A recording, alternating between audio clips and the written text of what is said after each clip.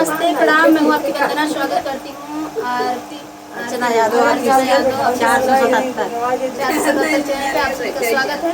आइए माता रानी का गीत सुनिए, आनंद लीजिए गीत का।